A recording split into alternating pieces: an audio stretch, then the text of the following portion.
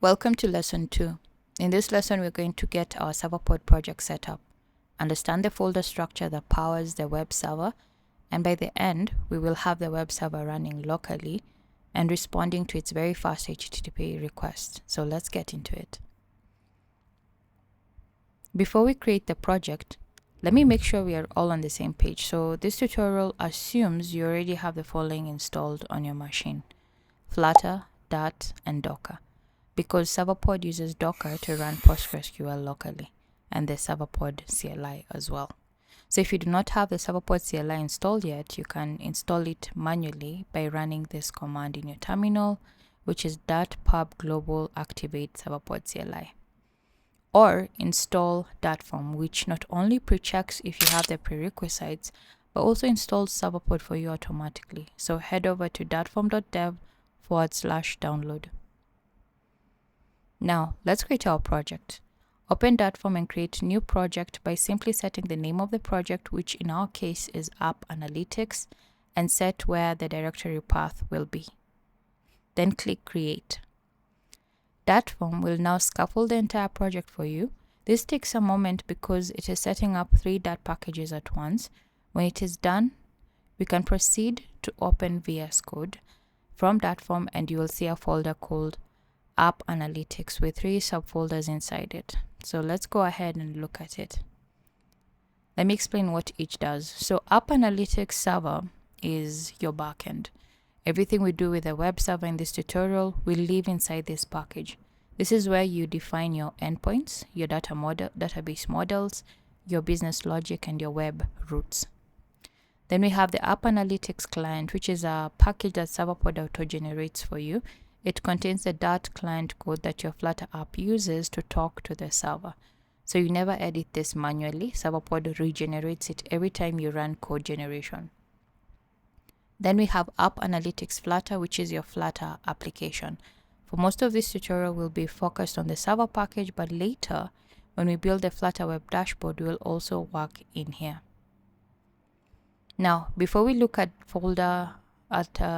the folder structure any further, let's actually start the server so we can see things working.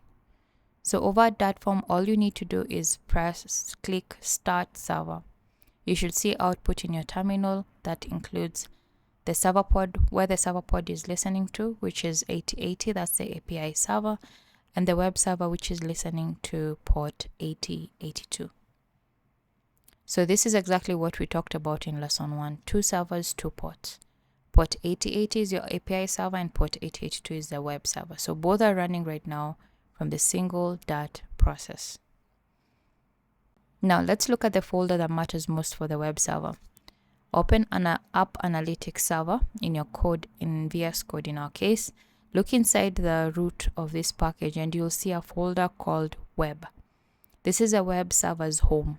So let's break down what is inside, okay?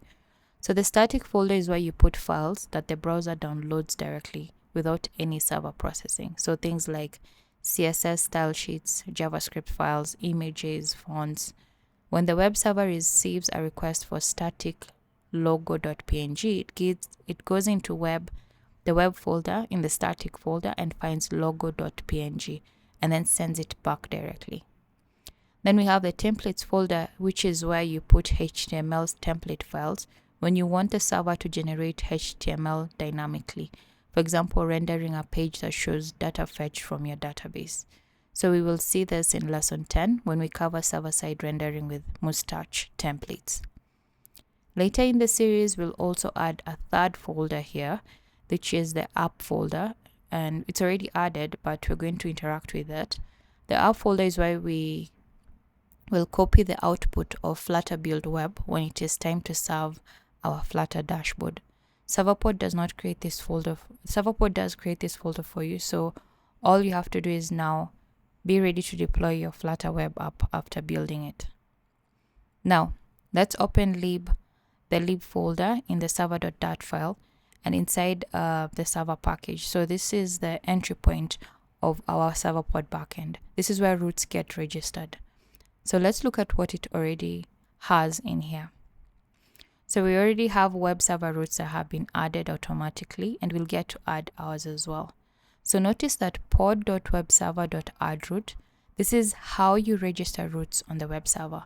So you call addRoot method on pod.webserver, you pass it a root object and a path string, and that route becomes active when the server starts. The root method is Serverpod's built-in default route. It handles the root path, which is what you saw when you opened HTTP localhost port 8082 in your browser. Then there's the static root, which handles everything under the static folder. It maps requests for static with anything else after 8 to the corresponding file inside the static folder. Then we have the Flutter root, which specifies the root directory containing the Flutter web files that we'll build. Critically, notice that all root registration happen before pod.start. That's a rule. So you have to set up your roots first, then you start the server. Now let's write our very first custom root together. This will be a simple JSON endpoint that we can call from the browser to confirm everything is wired up correctly. So inside the lib folder, we create a new folder called, inside the lib folder, we have a folder called src. Inside the src, we have a folder called web. Inside the web folder, we have a folder called roots.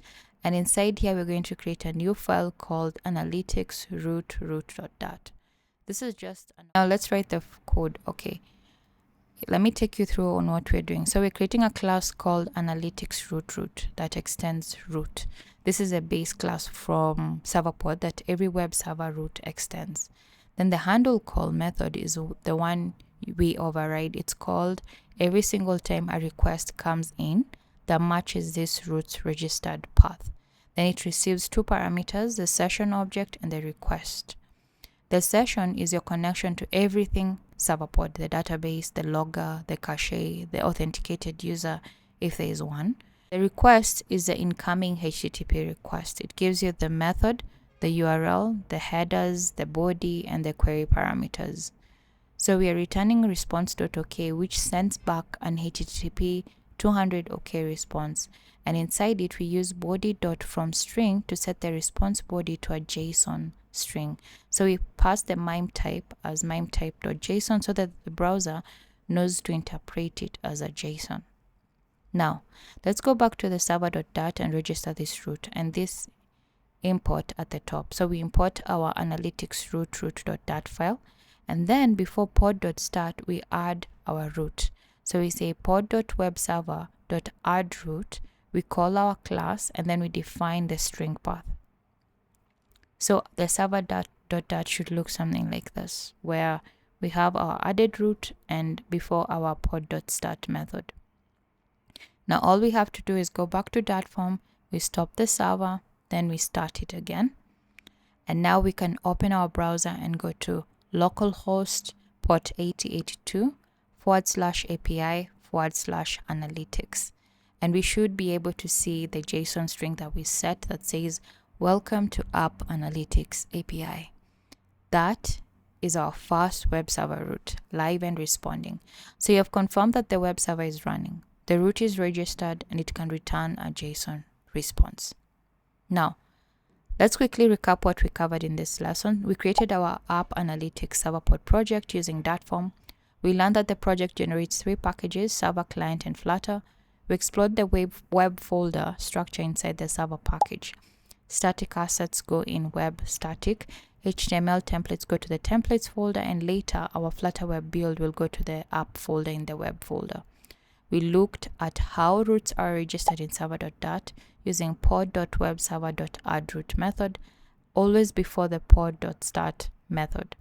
And we wrote our very first custom root that returns a JSON response. So in the next lesson, we're going to go deeper into routing, the path parameters, query parameters, HTTP method filtering, wildcards, and fallback routes. So I hope you're excited and I'll see you there.